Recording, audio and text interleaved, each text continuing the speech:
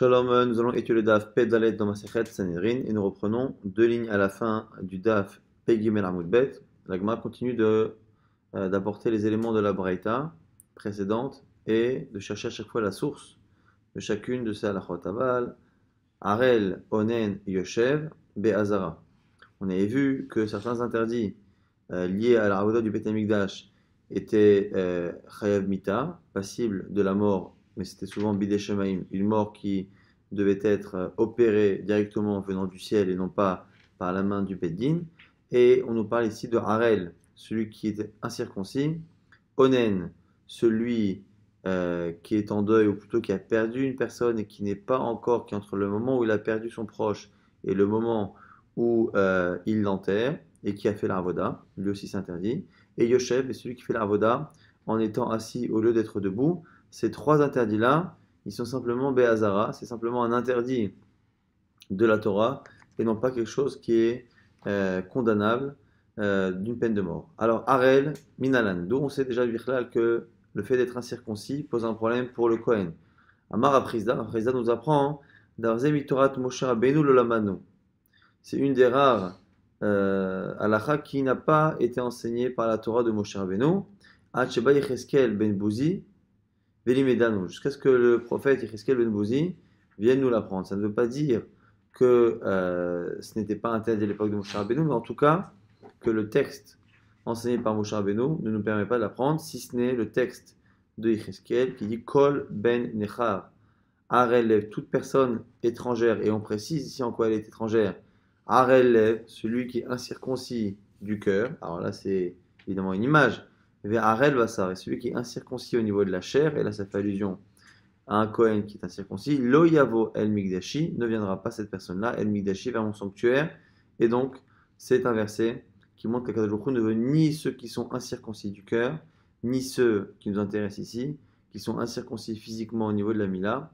C'est cela que Akadosh Baruch Hu ne veut pas, et donc on voit qu'il y a un interdit pour le Kohen de s'approcher de la Avoda du Mikdash tant qu'il est incirconcis. Onen, donc celui qui est dans ce statut-là entre le décès de son proche et l'enterrement, Menalan, dont on le sait, c'est marqué d'Irtiv au sujet du Kohen Gadol qui a perdu un proche, ou Mina Mikdash lo Yetse, lui, le Kohen Gadol, est le seul parmi les Israël et même parmi les Kohanim qui n'a pas le droit de sortir du Mikdash pour aller s'occuper de l'enterrement de son père ou de sa mère. C'est une exception. C'est marqué là-bas dans la Torah, dans Vaikra, au Min Hamikdash lo Yetse, et du Bet Hamikdash, du sanctuaire, lo Yetse, il ne sortira pas. Velo Yechalel et Mikdash Elohav, et il ne profanera pas le sanctuaire de son Dieu. On a l'impression que les deux sont liés, que le fait qu'il sorte est une profanation, et on fait maintenant une déduction inverse qui dit qu'il ne sortira pas pour ne pas profaner.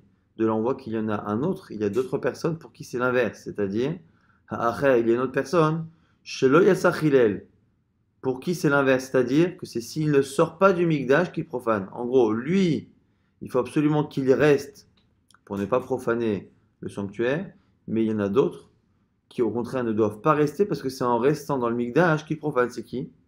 C'est le même Kohen, mais qui est Onen, donc pas un Kohen qui est Onen et qui fait la Avoda. Malé Ravacha, Ravada Mechila Rava, Ravada dit à Rava ici, Venelav Chilul Chilul Mitrouma. La Gemara dit, mais comment on apprend cela? On devrait normalement faire une sorte de Xera Shava avec Trouma. C'est marqué justement, au Minamigdash Lo Yitze Velo Yechalel et Migdash Elohav, il ne doit pas profaner le sanctuaire. Et c'est marqué également au sujet de la Trouma, que celui qui est Kohen et qui consomme la Trouma alors qu'il est en état d'impureté, c'est marqué Umetubo Ki Yechalelohu, qu'ils vont mourir à cause de cela, ces Kohanim, parce qu'ils auront profané finalement la Kadosh Baruch Hu, la Trouma. Maléalan Bemita, Afkan Bemita. Alors, de la même manière que là-bas on met à mort, on devrait aussi ici dire que la personne est Chad Mita. La Gemara dit non, Mikti veut bouffer. Miklala Kaati. La Gemara dit tu peux pas dire ça. Pourquoi? Parce que rappelez-vous que le verset ici qui parle de Loyechalel ne parle pas réellement du Kohen qui est Onen et qui fait l'Avoda. Il parle au départ du Kohen Gadol qui n'a pas le droit de sortir pour son père et sa mère. Et donc, puisqu'à la base, le Velo Yechalel parle d'un autre sujet, et que nous, on apprend du klal, que finalement, comme on a dit, cette halakha-là, on apprend également qu'il y en a un autre qui fonctionne différemment, on ne peut pas en plus faire une Xerashava avec cela. Donc, Malé Alan. Donc, on dit Mikti Begoufé, c'est pas marqué, on ne parle pas réellement du Kononen. Miklala Kati, on va prendre un klal. Davarba Minaklal, et là ça fait partie des règles. Davarba Minaklal, lorsque tu apprends une halakha, non pas de ce qui est marqué, mais d'une déduction de Davarba Minaklal, Davarba Minaklal, en Dani Notop Exarcha, on ne peut pas faire une Exarcha. C'est-à-dire que le sujet parle du Kohen Gadol.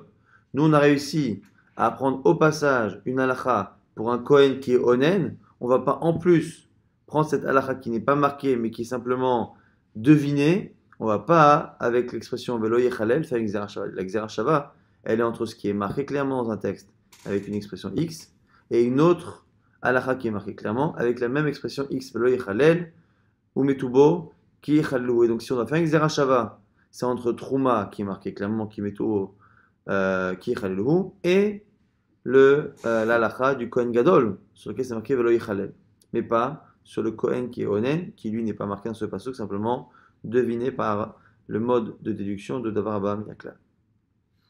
Maintenant, l'Agmara parle encore une fois de tous ces interdits-là qui sont Be'azara. Yoshev, on a dit celui qui est assis, Menalan dont le Sam, Marava, Amar Nachman, Amar Kra, c'est le verset, Ki vo vachara Hashem Elohecha, Mikol Shavatecha, La'amod Lisharet Beshem Hashem. C'est marqué là-bas au sujet de Aaron à Cohen et des Kohanim, que Kibo, car c'est en lui, ou lui, que Bacha Hashem Elokecha, que Hashem a choisi, Mikosh Fatecha parmi toutes les tribus, la Hamod pour se tenir debout, les Sherel Veshem Hashem, servir au nom de Dieu. De là, on voit que le service au nom de Dieu, donc le service au Beth Amikdash, doit se faire debout. La Hamida, j'ai choisi debout et je n'ai pas choisi assis. De là, on voit que la Torah ne veut pas que le Kohen serve assis, mais on n'a pas de possibilité d'apprendre une sanction quelconque. Maintenant, on reprend la suite de la Braïta. On a dit au sujet de Ba'almoum, celui qui a un défaut, un Kohen à qui il manque un membre. Ba'almoum, Rabbi Omer Bemita, Chachamim Omrim Be'azara.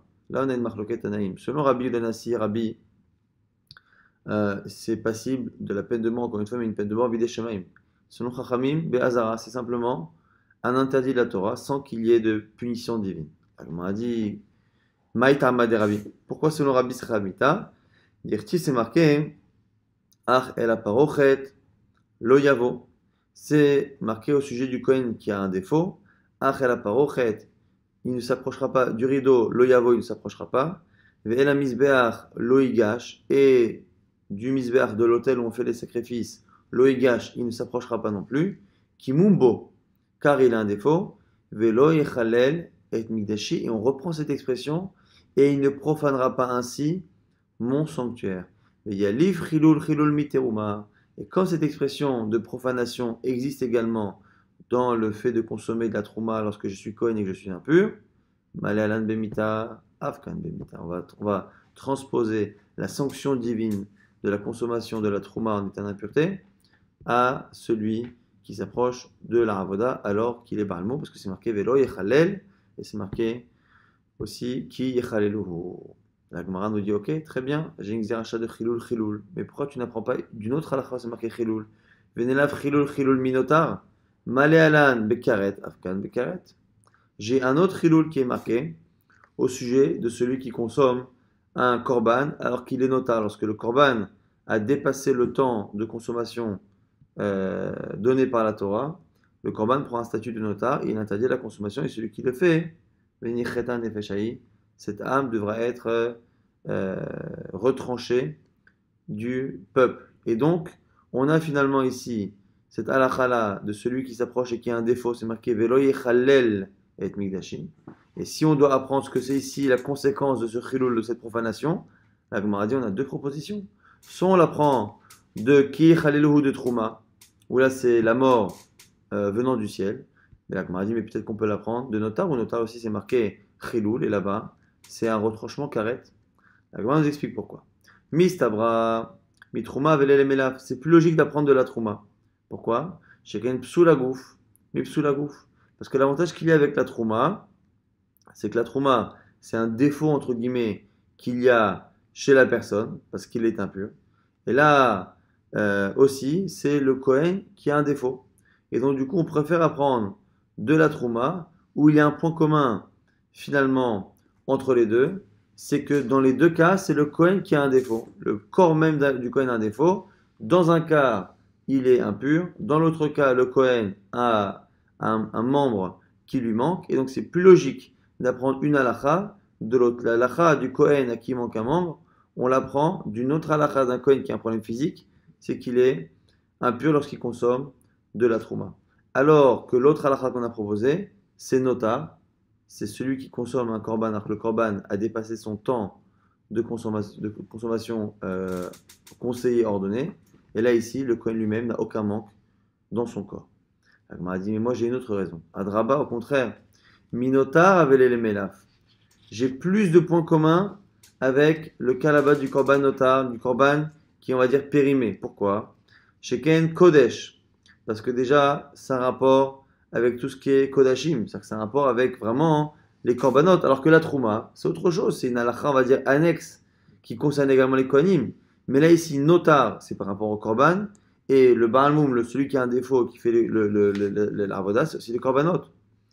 Et ces pnim, ça se passe physiquement dans le même endroit du Beth Amikdash, dans la Hazara, dans la cour du Beth Amikdash. C'est là que se passe la avoda, évidemment la avoda, et à la fois, évidemment, le nota. Alors que la trouma, ça se passe dans la maison du Kohen à l'extérieur du Beth Amikdash.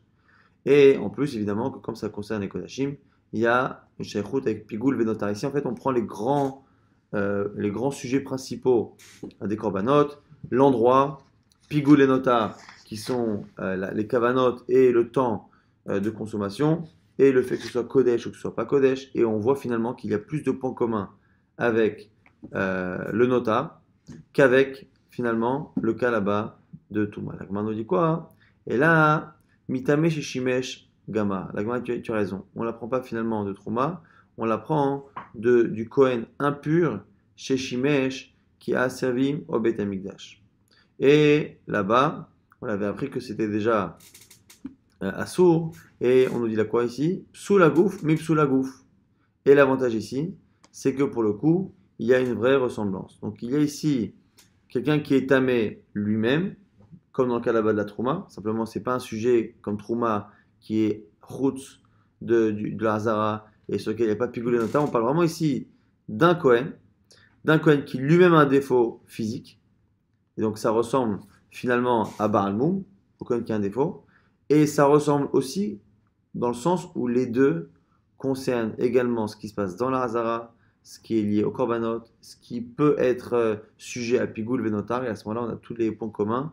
Sous la gouffe, mais sous la gouffe, les deux ont un problème de corps. C'est-à-dire celui à qui il manque un membre et celui qui est impur lorsqu'il fait l'avoda. Kodesh, les deux évidemment se passent dans la Hazara. Ce sont liés à des korbanot. Pnim, ça se passe dans la Hazara. Pigoul Venotar, il peut y avoir Pigoul Venotar. Mais Kodesh, Pnim, Pigoul Venotar. Et donc du coup, on a tous les avantages et tous les points communs. Ce qui fait finalement qu'on apprend, selon Rabbi en tout cas, le fait que celui qui fait la avoda avec un membre qui lui manque, on apprend qu'il est Khamita, finalement de celui qui fait la avoda lorsqu'il est impur. Vers Rabbanan, dans Chachamim, on dit que c'est simplement Be'azara. Chachamim ne sont pas d'accord. Rabbanan diront à Markras à cause du verset qui dit justement au sujet de la Trouma, ou metu bo ki chaleluhu. Celui justement qui est impur, ou metu bo, ils en mourront de cette consommation ou de cette trauma, qui yechalelu, car il la profane. Velo ba'almum, ça vient exclure. Pour cette chose-là, le Kohen mourra, mais pour une autre chose similaire, il ne mourra pas. Et c'est quoi l'autre chose? C'est celui qui a un défaut, même si c'est un peu étonnant, parce que finalement on a vu qu'il n'y a pas tellement de ressemblance entre les deux.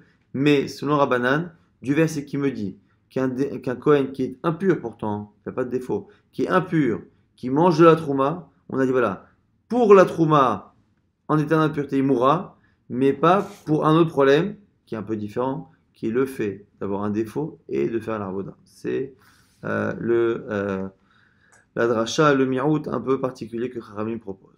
Maintenant, Ezid ben Me'ila, Rabbi Omer ben Mita, Chachamim Omrim ben Azara.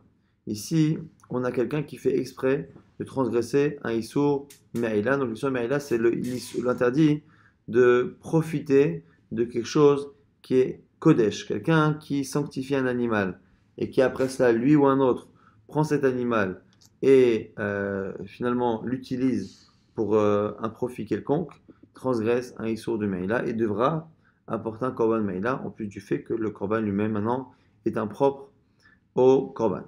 Rabbi Omer Bemita, selon Rabbi là aussi c'est Chamita, Chacham Omrim Be'azara. On va dire Maïta Amad Rabbi. Quelle est la raison de Rabbi? Rabbi Avo propose, il nous dit que c'est Gamar Chet Mitrouma. On l'apprend de l'expression Chet qui est marquée à la fois dans Trouma et à la fois dans celui qui profane le Issour de Me'ila. C'est marqué Nefesh Kitim Ol Ma'al Vechat'a Bishgaga Mikotche Hashem.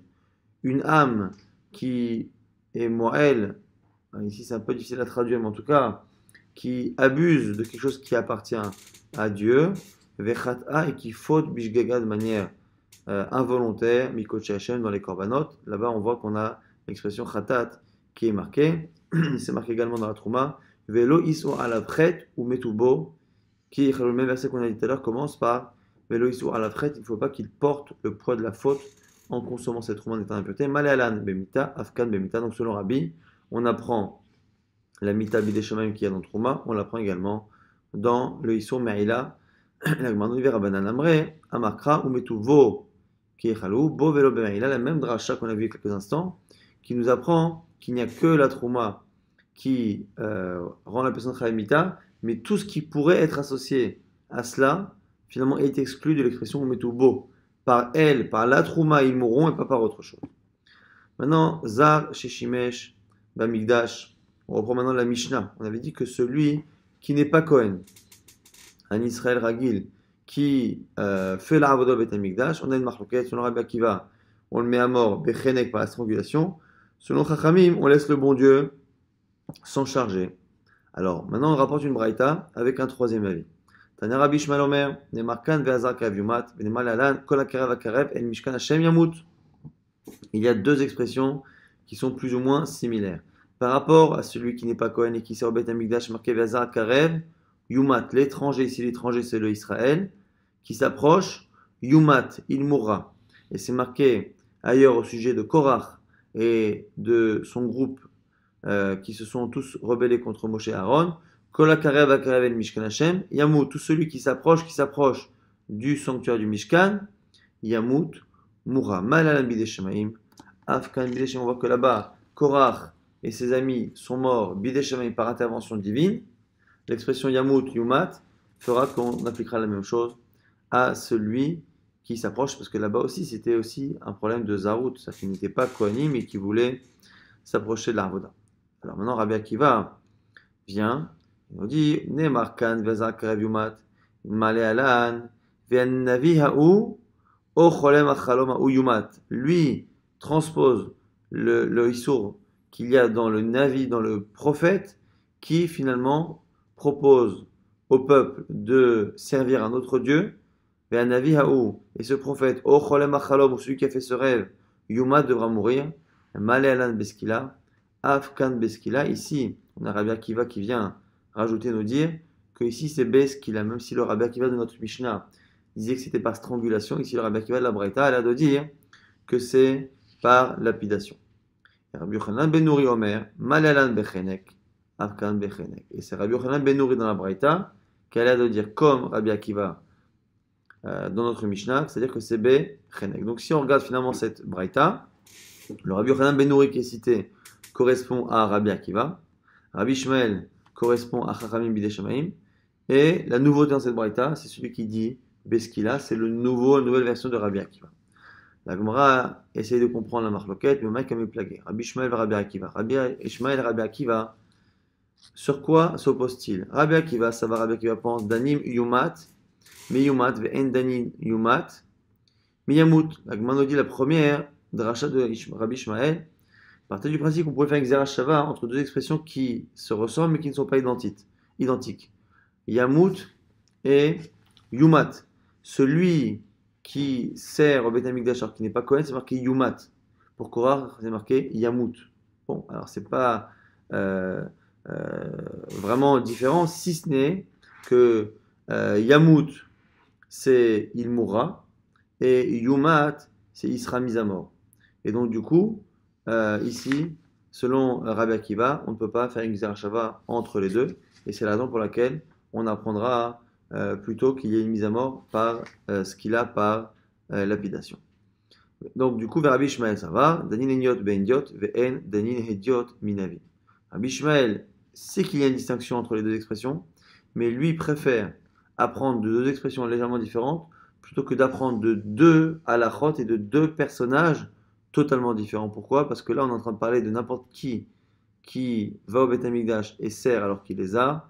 Et toi, Rabbi Akiva, tu voudrais apprendre la peine de mort par lapidation du personnage très particulier de celui qui est prophète, c'est-à-dire qu'il est reconnu comme étant prophète et qui du jour au lendemain se met à pousser le peuple à faire Avodah Zarah. On ne peut pas transposer la sanction de l'un à l'autre. Vers Rabbi Akiva de la Braïta, il dit Kevan Shidiach en lecha idiot gadol miser. Rabbi Akiva, que dira-t-il?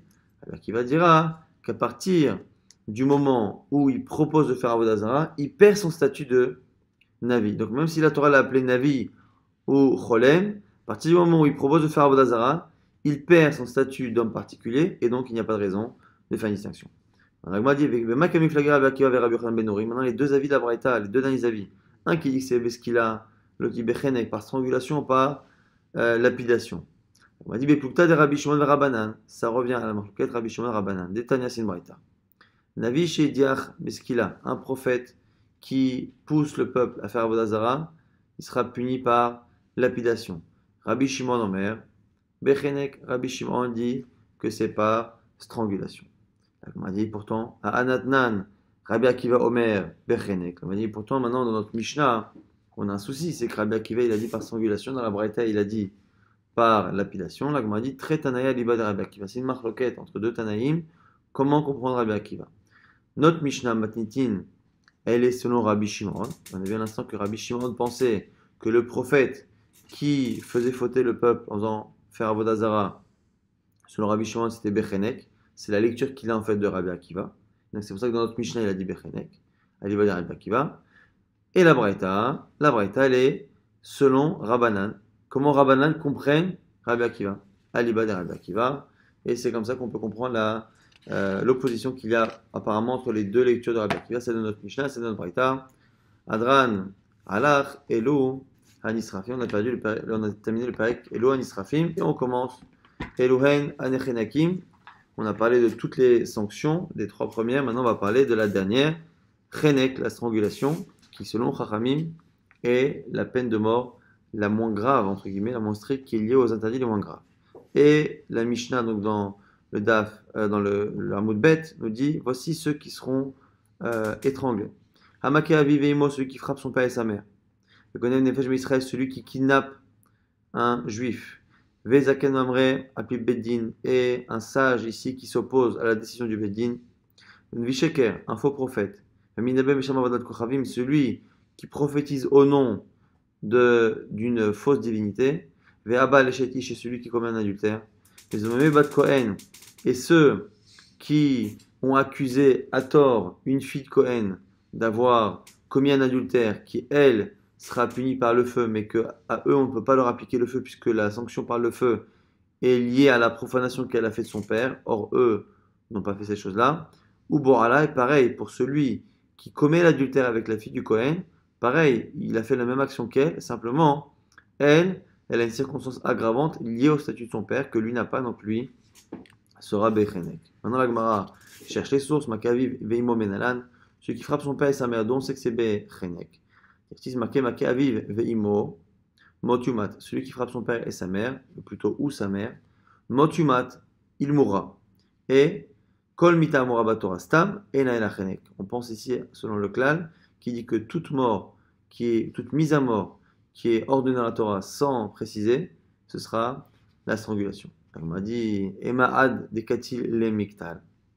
On m'a dit mais qui nous dit que quand la Torah nous parle de celui qui a frappé son père ou sa mère, qui nous dit qu'on ne parle pas de quelqu'un qui a frappé son père ou sa mère à mort et que finalement c'est la mort qui l'a provoqué qui rend Khamita. On m'a dit ça n'a pas de sens. Pourquoi? C'est le Kadatar, Katalachad Besaïf, Aviv Bechenek. Nous on sait qu'un juif qui tue un étranger, un juif, il est puni par la lame, donc par une sanction plus grave. Et toi, tu veux me dire que ici, celui qui frappe son père et qui est tué par strangulation, c'est celui qui le tue. Et donc celui qui tuerait son père aurait une sanction qui serait moins grave que celui qui tue un juif. L'Agma dit, à la limite, je peux comprendre, à la limite, selon ceux qui pensent que la strangulation finalement, c'est quelque chose qui est une sanction moins grave, je peux comprendre, L'Agma dit, la médirtiv, ma ke ish va mettre mot yumat. L'Agma nous explique que c'est des versets qu'on va citer, ma ke ish va mettre mot yumat. C'est marqué celui qui frappe un homme à mort mourra. C'est marqué Obeiva ikaru biyado, celui qui, dans sa haine, dans sa colère, a frappé son prochain, Vayamot, et l'a tué. De là, on voit Shmarmina.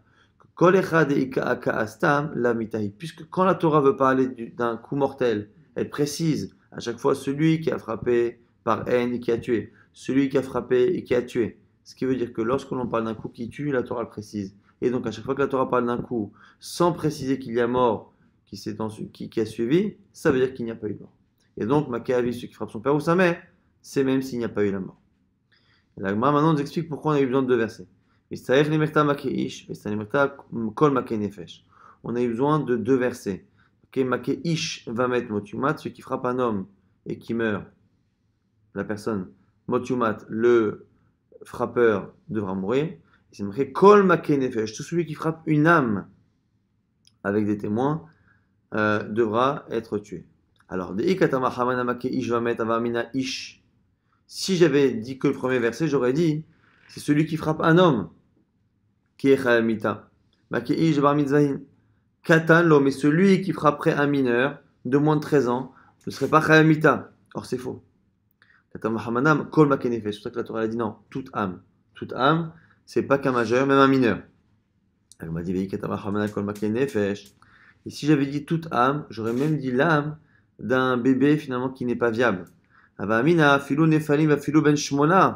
J'aurais dit même un bébé qui n'est pas viable physiquement ou un bébé qui n'est pas viable parce qu'il est né le 8e mois, qu'à l'époque les enfants du 8e mois ne pouvaient jamais survivre. J'aurais pensé que ça fait partie de toutes les âmes qui sont passibles de la peine de mort si on provoque leur décès. C'est pour ça qu'on a dit ish. Donc ish et nefesh pour limiter d'un côté et étendre de l'autre, c'est-à-dire qu'un adulte ou un enfant, mais pas non plus un bébé qui n'est pas viable. Maintenant qu'on a dit que celui qui frappe son père et sa mère, il est Khamita. On a vu que c'est pas forcément s'il a provoqué la mort, il suffit qu'il ait provoqué une blessure. Qui nous dit qu'il faut provoquer une blessure pour être Khamita? Peut-être que même s'il n'y a pas de blessure, et pourtant al Matnan, on a une Mishnah qu'on va étudier dans le date de demain. Celui qui frappe son père ou sa mère ne sera chayav mita que lorsqu'il aura provoqué une blessure par ce coup. Et donc, comment expliquer cette limitation? Là, maintenant, il y a marquera à cause d'un limoud. Make Adam ou Make Bema, c'est marqué juste à côté, celui qui frappe un homme, celui qui frappe un animal. Ou Make Bema Ishalemena, celui qui frappe un animal pera. Ou Make Adam, celui qui frappe un homme, yumad. Pourquoi utiliser un même verset pour juxtaposer deux choses qui après n'ont aucun rapport? Celui qui frappe un animal, c'est un dommage matériel qui cause à son prochain. Ou Make Adam, celui qui frappe un homme à mort et qui le tue, lui-même sera mis à mort. On n'a a priori aucun rapport entre les deux. Pourquoi les mettre à côté, si ce n'est pour apprendre un limoud particulier? Quel est le limoud? Ma Make Abema, David Bechabura, Dertiba Nefesh. De la même manière que pour un animal, on parle là-bas d'une blessure, puisque c'est marqué là-bas, Nefesh pour l'animal. Ou Make Nefesh Behema, Ishalemena, c'est marqué par ailleurs, celui qui frappe l'âme d'un animal, le paiera. Afmake Adam, David Chabura, pareil. Pour l'instant, on a l'impression qu'on a un Ekesh assez simple entre le cas de l'animal et le cas de l'homme. Comme c'est marqué Nefesh pour l'animal, c'est-à-dire qu'il faut une blessure, et pareil pour l'homme, et pareil ici pour le cas de celui qui frappe son père. La Gemara s'étonne. Il dit le seul problème, c'est que ici le coup là-bas de Nefesh, ça ne peut pas concerner l'animal. Maskifla Rabbi Amir dit attends, et là, Me'ata, Ikrisha Bavanim, Achinemi Delo Mechaiva, celui qui écrase un animal avec une pierre très lourde, avec un rocher, et qui tue l'animal sans lui faire de blessure. Tu vas me dire qu'il ne devra pas payer à son propriétaire le prix de la perte. On sait très bien que toute personne qui cause un dommage à l'autre devra payer. On n'a pas besoin forcément qu'il y ait le sang qui soit versé et l'âme de l'animal. Et donc quoi, là, on m'a dit là, imeno inyale nefesh vehema. Si ça ne peut pas concerner le sujet cité, donc quand on parle là-bas de l'âme au sujet de l'animal, ça donne l'impression qu'il n'y a que lorsqu'il y a blessure que je dois payer. Or, ça ne peut pas être le cas parce que ce n'est pas logique. Forcément, je vais appliquer ce détail qui ne peut pas s'appliquer ici, je l'appliquerai ailleurs. Il y a une amie, Krisha Bavanim Chayav, parce qu'on sait très bien que si on tue un animal sans blessure, on est Chayav. Ténéo Ainyal et Nefesh Adam. Donc transpose-le à l'homme. Donc la Gemara, du coup, dit, mais si, du coup, la halakha qui est marquée dans l'animal, comme ça ne peut pas concerner l'animal, Nefesh, je l'applique automatiquement à l'homme. Je n'ai plus besoin de faire le Hekesh, Maké Adam, Maké Behema. Le Hekesh qu'il y avait lié à la juxtaposition des deux sujets nous permettait de passer de l'un à l'autre. Or, toi, tu m'as dit que le fait que le mot Nefesh, qui est cité dans le cas de l'animal, ne peut pas concerner l'animal, tout de suite, tu as ce mode de limoud qui dit que Imenya Lazé, si ça ne peut pas concerner ça, t'es Nehu, transpose-le ailleurs. Donc tu n'as plus besoin de la Xeracha, du Hekesh. À quoi ça le Hekesh? Alors, comme on a dit, l'Irdetania de Becheskia. Oh non, on a besoin de ce Hekesh-là, pour ce qu'elle a appris à Rabbi Cheskia. On a vu que dans le bétaillage de Becheskia, on apprenait un limoud entre l'homme et l'animal. On a dit que de la même manière que celui qui frappe un animal, paiera quoi qu'il arrive, qu'il le fasse de manière volontaire, involontaire, shogeg, mézid, mitkaven et non mitkaven, on ne faisait pas de distinction. On a dit pareil pour un homme qui frappe, lorsqu'un homme frappe un homme et qu'il est chayav mita, de la même manière que dans le cas de l'animal, on ne fait pas de distinction, là aussi, s'il est chayav mita, on ne fera pas de distinction entre tous les cas. Est-ce qu'il est aussi chayav de payer de l'argent, des sommes, rien du tout. À partir du moment où il est chayav mita, il est, rappelez-vous, soumis au principe de Kimli et d'Arabamine, on ne lui applique que la sanction la plus grave et donc il n'a pas de sanction financière. Et ça, on l'apprend du Hekesh de Maké Adam, Maké Behema qui sert à quelque chose. La Gemara dit attends. Et il y en a qui ne sont pas d'accord avec ça. Anichaleman de Hitletana de Becheskia, ça va selon ceux qui sont d'accord avec cette rachat. Et là, les man de Hitle. Mais ceux qui ne pensent pas ce que dit Tana de Becheskia, et que Shalamali, la question se repose pourquoi faire un Hekesh? J'ai pas besoin, puisque c'est marqué Nefesh dans Behema, que ça ne peut pas concerner Behema, je transpose à l'homme. Et donc pourquoi mettre à côté Maké Behema et Maké Adam? La Gemara dit Ma Maké Behema l'irfoua pato, Af Maké Adam l'irfoua pato. C'est pour m'apprendre une halakha qu'il y a dans l'animal. Celui qui blesse un animal pour le guérir, donc il fait une opération vétérinaire, chirurgicale à un animal, il est patour de la blessure. Pareil pour celui qui soigne un homme, et ici en l'occurrence son père, pour le guérir, il a le droit de le faire. La Gemara nous dit que Debaya Léo, c'est une question qui a été posée. Ben Mahou Sheakis Dam Laviv. Est-ce qu'un homme a le droit de faire une saignée? À l'époque, on soignait les gens en leur faisant verser du sang. Est-ce qu'un homme a le droit de verser le sang de son père alors que ça s'apparente à une blessure, mais si c'est pour sa réfoua? Alors, il y a deux avis qui vont donner la source pour autoriser. Raf Madna Amar Me'avtaleh Rachagamora, c'est marqué que tu aimeras ton prochain comme toi-même, c'est-à-dire que tu ne feras pas à l'autre ce que tu ne veux pas qu'on te fasse. Et ici, Ve'avtaleh Rachagamora, ça a l'air d'être la manière que l'on a de lire l'interdit de frapper son père. Je n'ai pas le droit de frapper mon père et ma mère dans le cadre de ce que je n'aimerais pas qu'on me fasse. Mais comme me soigner, j'aimerais bien qu'on me soigne, et bien du coup, j'ai le droit de blesser mon père d'une manière où j'aimerais qu'on me fasse cette même chose. Ravdimi Bachinena Amar. Ravdimi Bachinena l'apprend comme ce que nous on a proposé, Makadam ou Maké Behema, de la juxtaposition de celui qui frappe l'homme et celui qui frappe l'animal. Ma Maké Behema, l'irfoua pato, Makadam l'irfoua pato. La même que celui qui frappe un animal pour le guérir et pato, pareil pour celui qui frappe un homme ou son père. La Gemara nous dit que malgré cela, Rav lo shavik les vrais, les mishkale silva, que finalement Rav n'a pas laissé son fils lui enlever, il avait une sorte d'écharde dans le pied, d'épines dans le pied, il n'a pas laissé son fils le faire. Alors, pareil, Ma Bered Ravina, le fils de Ravina, Ma lo shavik livré, il n'a pas laissé son fils à lui, les miftach le kavata, il lui a pas laissé ouvrir une plaie qu'il avait pour essayer de sortir le pus qu'il avait dedans, d'ilma chavil, de peur qu'il le fasse saigner, avalé shigegat issour, et que de manière involontaire il fasse ici un interdit.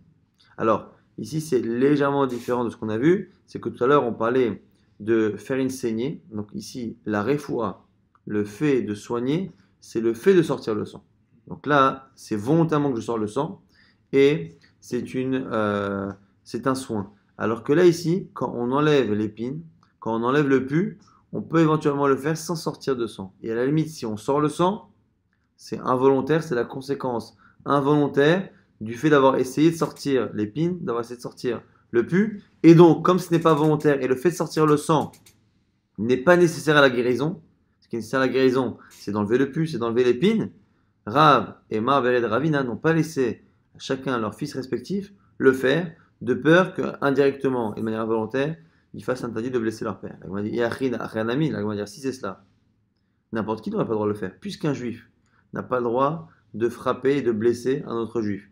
On ne pourrait pas laisser même un médecin, même une infirmière, enlever une épine ou du pu à quelqu'un. La Gemara dit, non, acher, shigegatla. Non, ici, c'est pas un vrai issou, c'est un problème de shogeg de manière involontaire.